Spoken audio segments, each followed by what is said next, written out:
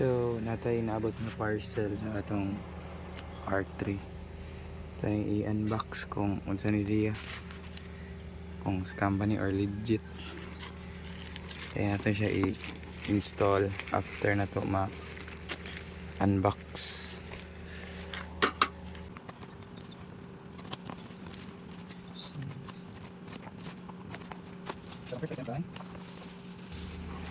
So, tayo radiator cover.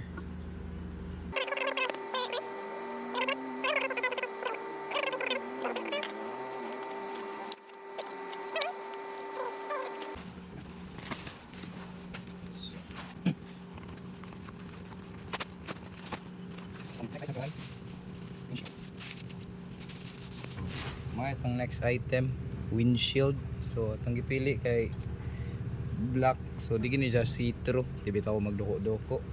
May karera kong gi-color, so, black siya. So tinted gid siya, di siya wa kay makita. Set aside na to. So natay LED nga signal light kay di na to trip ang stock, so ilisa na sa nato. So signal lights. So front o rear ni siya kung gi parang sa front o rear akong order. So duha siya kay front o rear man. Yun. Swing arm nga, spool sa swing arm para kabitanan og paddock stand. So next na to paliton kay paddock stand, kay pakoy paddock stand para ani. So mao ni siya tanan no. Natay signal light, natay windshield, then natay radiator cover. So ato sa ning install.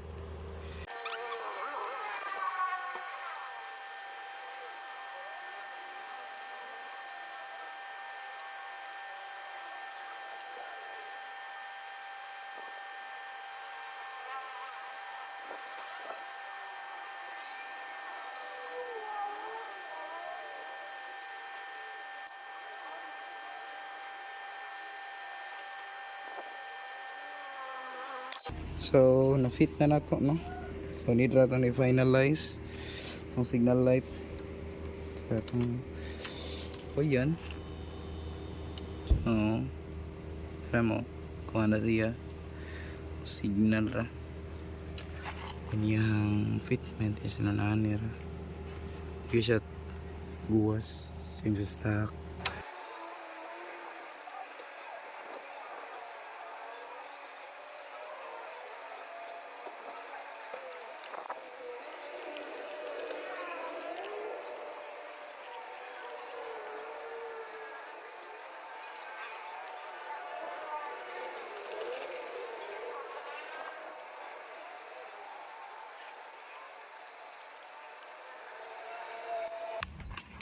So goods na tong signal lights. Signal na siya. And there's a pikas. Signal na sab. Next na to itaod is ang windscreen. Kare. So para matanggal ang windscreen kay kinahanglan itanggalon ng side mirror. O karing upat ka bolts, then duha ka bolts sa ilawom. So let's go.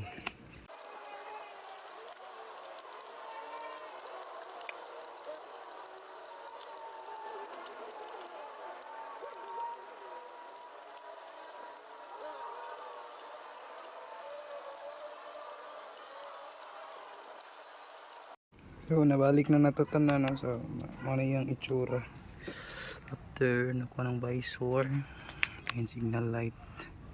Nagkabit sa tag radiator cover, wala na ito ipakita yun sa kaya medyo lisod siya kuoton. Then napatay mga ginagmay convert. So nahuman na natagtaod guys no atong accessories. So natay winglet, kuan windscreen. Hindi ra na ay radiator cover. Medyo naglisod kog tao na mong na gabinan ko gamay. Ayun. Yung turn signals. Teka.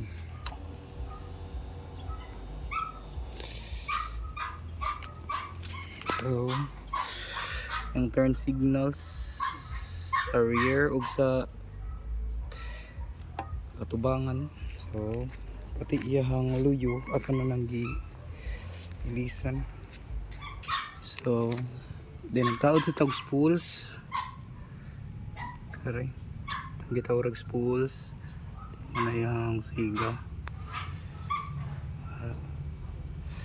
So far maura pa nato ang upgrades ato ang archery. So oh guys, sa tanaw nyo, nice ba?